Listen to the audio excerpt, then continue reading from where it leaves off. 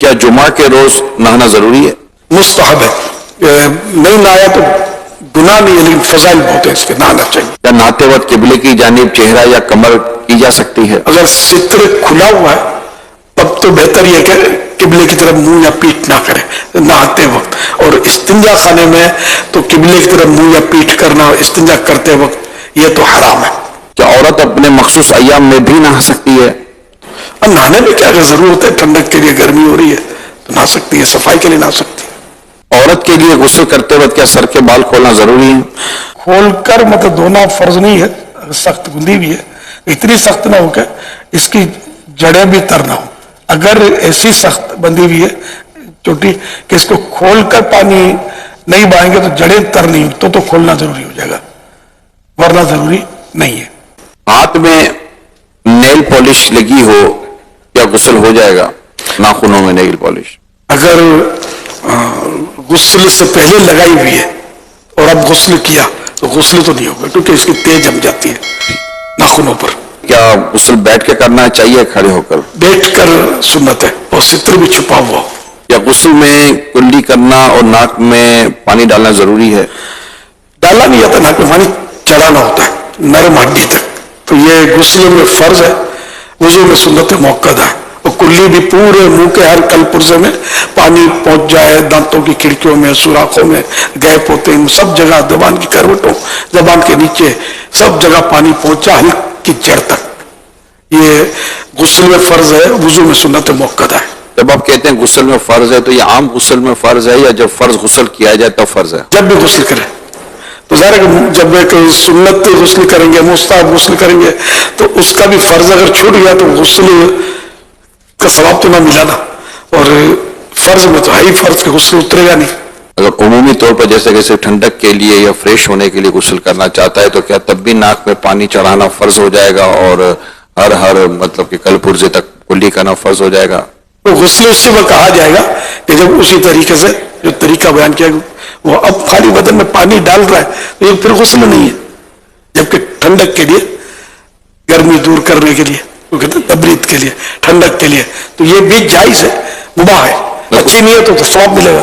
یا شاور کے ذریعے نہانے سے فرض غسل ہو جائے گا؟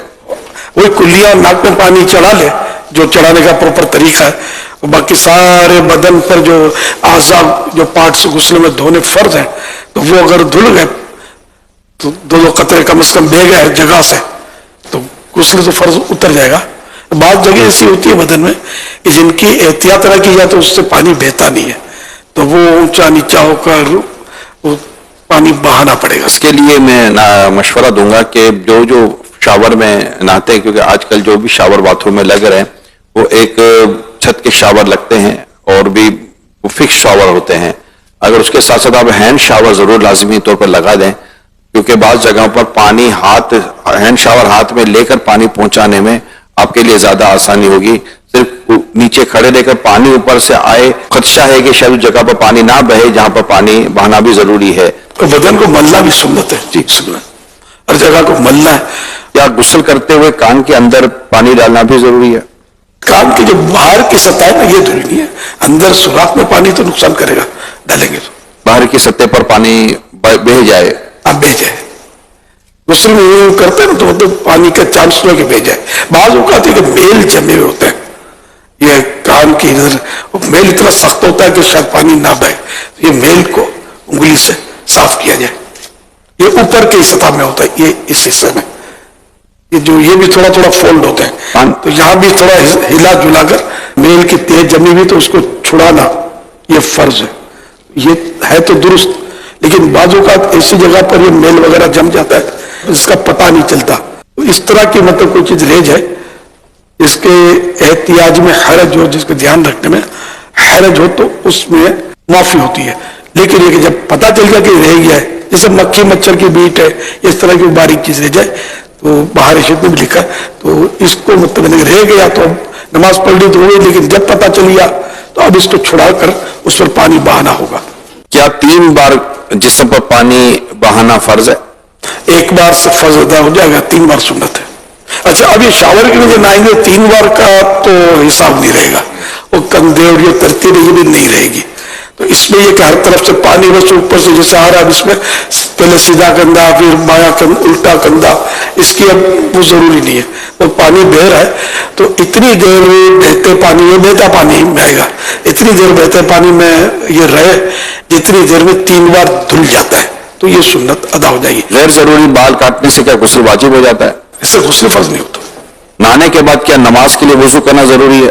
نہا لیا اور صحیح معنی میں غسل کر دیا جس میں وضو شامل ہے، اب وضو ہو چکا ہے تو پھر اب دوبارہ وضو کی ضرورت نہیں، کپڑے بدلنے سے یا کسی کا ننگا ستر دیکھنے سے وضو نہیں ٹوٹتا۔ بارش میں نہانے سے کیا غسل ہو جائے گا؟ جی اگر کلیاں ناک میں پانی چڑھا لی اور پورے بدن پر جس طرح پانی بہنا چاہیے وہ بہہ گیا، کم از کم 2 قطرے ہی بہہ گئے تو غسل کا فرض تو اتر جائے گا۔ ہر جگہ وہ احتیاط کے ساتھ پانی بہنا چاہیے بارش کا بھی، اور وضو کے لیے بھی اگر اعضاء وضو پر پانی بہ جاتا ہے، ناک میں پانی چڑھا لے، کلیاں کر لے، خیر اگر کسی نے ناک میں پانی نہیں چڑھایا، کلیاں نہیں کی، وضو تو ہو جاتا ہے، لیکن سنت مؤکدہ ہے یہ۔ کیا سجدہ تلاوت کرنے کے لیے وضو ہونا ضروری ہے؟ جی ہاں، کیا سجدہ تلاوت بیٹھ کر سکتے ہیں؟ کر سکتے ہیں، مگر صحیح طریقہ، بہتر طریقہ یہ خارج نماز جب سجدہ تلاوت واجب ہوا تو کھڑے کھڑے اللہ اکبر کہتا ہوا سجدے میں چلا جائے، 3 بار سبحان ربی الاعلیٰ کہے اور اب بیٹھ جائے، اللہ اکبر کہہ کر سلام پھیرنا بھی نہیں ہے، اس میں تکبیر تحریمہ کہنا یا ہاتھ باندھنا یہ نہیں ہے، تو اللہ اکبر کہہ کر سجدے میں جانا ہے۔ اگر ایک وقت میں ایک سے زیادہ سجدہ تلاوت کرنا ہو تو کس طرح کریں گے؟ کھڑے کھڑے اللہ اکبر کہتا ہوا سجدے میں جائے، 3 بار سبحان ربی الاعلیٰ کہہ کر پھر اللہ اکبر کہہ کر کھڑا ہو جائے، پھر اللہ اکبر کہتا ہوا سجدے میں جائے، سبحان ربی الاعلیٰ 3 بار، پھر اللہ اکبر کہہ کر کھڑا ہو جائے، تو اس طرح ایک سے زیادہ ہو تو اس طرح کھڑے کھڑے ہر سجدہ کرے۔ پچھلے سجدہ تلاوت ادا نہیں کیے تو کیا گناہگار ہوں گے؟ نہیں، وہ تو بھلے 100 سال کے بعد بھی اگر یاد آیا کرنا تو واجب تو ہے، واجب تو اس کا معاف نہیں ہوگا نا دیر ہو جانے سے، بلا وجہ تاخیر نہیں کرنی کہ ابھی جس سے پڑھا اور کوئی رکاوٹ نہیں ہے، وضو بھی ہے تو وہ سجدہ تلاوت فوراً کر لے، ورنہ بلا وجہ تاخیر کرنا یہ مکروہ تنزیہ ہے، ناپسندیدہ ہے۔ اگر کسی نے یوں ہی کئی سجدہ تلاوت نہیں کیے اور یاد بھی نہیں کہ کتنے چھوڑے تو اب وہ انہیں کس طرح ادا کرے؟ ظن غالب کرے، غور کرے، سوچے کہ کتنے ہوں گے، تو جتنا جہاں ذہن جم جائے اس کے کہ اتنے ہوں گے اتنے کر لے، زیادہ بھی اگر کر لے تو احتیاطاً تو کوئی نقصان تو ہے نہیں۔ آیت سجدہ کا اگر صرف ترجمہ پڑھا تو کیا اس سے بھی سجدہ تلاوت واجب ہو جائے گا؟ واجب ہو جائے گا۔ سجدہ تلاوت والی آیات قرآن پاک میں کتنی ہیں؟ 14۔ امام صاحب کے ساتھ آیت سجدہ سنی تو کیا سب کو سجدہ تلاوت کرنا ہوگا؟ جی، کیا تلاوت کے دوران آیت سجدہ چھوڑ سکتے ہیں اس نیت سے کہ اگر پڑھ لی تو سجدہ کرنا ہوگا؟ میں سجدے سے بچنے کے لیے آیت ہی چھوڑ دی، شیطان نے سجدہ نہیں کیا اور سر پیٹ لیتا ہے جب بندہ سجدہ کرتا ہے۔ سجدے کے لیے آیت چھوڑنا یہ تو بالکل غلط ہے، بالکل آیت بھی پڑھے سجدہ بھی کرے۔ پوری سورت پڑھنا اور آیت سجدہ چھوڑ دینا مکروہ تحریمی ہے، یعنی ناجائز و گناہ ہے، اور صرف آیت سجدہ کے پڑھنے میں کراہت نہیں، مگر بہتر یہ ہے کہ 2-1 آیت پہلے یا بعد کی ملا لے۔ کیا کسی بھی وقت سجدہ تلاوت کر سکتے ہیں یا اس کے لیے بھی کوئی مکروہات وغیرہ ہیں؟ امام علیہ سنت رحمۃ اللہ علیہ سے سوال ہوا کہ نماز عصر و فجر کے بعد سجدہ کرنا جائز ہے یا نہیں؟ اس کے جواب میں شاہ فرمایا جائز ہے، مگر جب عصر میں وقت کراہت آ جائے تو قضا بھی جائز نہیں، یعنی سورج ڈوبنے سے پہلے 20-25 منٹ کا یہ وقت ہوتا ہے کہ جس میں نماز بھی پڑھنا یہ مکروہ ہوتا ہے، مکروہ تحریمی، اور اس دن کی عصر البتہ پڑھ سکتا ہے اگر نہیں پڑھی تو، لیکن جان بوجھ کر اس میں بھی اتنی تاخیر کر دینا یہ گناہ ہے، مگر پڑھ لے، اگر کسی عذر سے ہوئی تاخیر مجبوری سے تو پھر گناہ نہیں ہے۔ اور سجدہ شکر تو بعد نماز فجر و عصر مطلقاً مکروہ، یعنی عصر کی نماز کے بعد جب اپنی عصر پڑھ لی بندے نے یا فجر پڑھ لی تو اب سجدہ شکر نہیں کر سکتے۔ غروب آفتاب سے پہلے 20-25 منٹ کا یہ وقفہ ہوتا ہے کہ جس میں مطلب قرص آفتاب زرد ہو جاتا ہے، سورج کا جو گولا ہے یہ پیلا پڑ جاتا ہے، نظر اس پہ ٹھہرتی ہے، یہ ہوتا ہے مطلب مکروہ وقت۔ اسی طرح فجر میں بھی جو سورج مطلب نکلا تو اس کی 20-25 منٹ تک وقت مکروہ ہوتا ہے۔ ان اوقات میں آیت سجدہ پڑھی تو بہتر یہ ہے کہ سجدے میں تاخیر کرے یہاں تک کہ وقت کراہت جاتا رہے، اور اگر وقت مکروہ ہی میں کر لیا تو بھی جائز ہے، اور اگر وقت غیر مکروہ میں پڑی تھی تو وقت مکروہ میں سجدہ کرنا مکروہ تحریمی ہے، تو ناجائز و گناہ ہے۔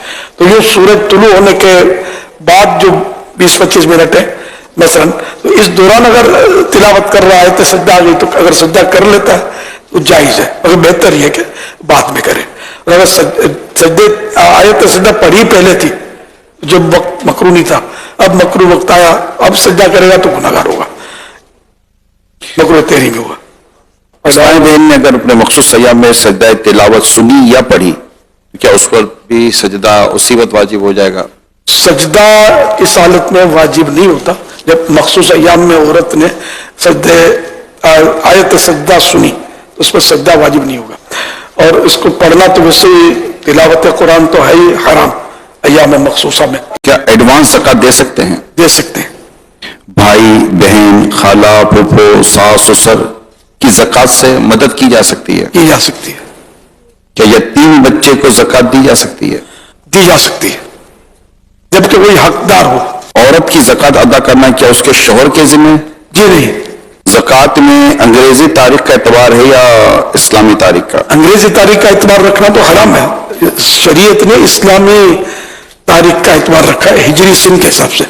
کسی پر قرض چڑھا ہوا ہے تو کیا اب وہ اتری رقم کو مائنس کر کے زکوٰۃ کا حساب لگائے گا؟ جی ہاں، کیا آرٹیفیشل جویلری پہ زکوٰۃ دینا ہوگی؟ اگر وہ مال تجارت ہے تو اکاؤنٹ ہوگی، زکوٰۃ میں ورنہ نہیں۔ کیا زکوٰۃ میں راشن فریج موٹر سائیکل وغیرہ جو چیزیں ہوتی ہیں یہ بھی دے سکتے ہیں؟ دے سکتے ہیں۔ پچھلے سالوں کی زکوٰۃ نہیں دی تو کیا توبہ سے معاف ہو جائے گی؟ توبہ تو فرض ہے کہ اگر بلا وجہ اس نے تاخیر کی ہے، اور زکوٰۃ یہ ساری پچھلی دینی ہوگی۔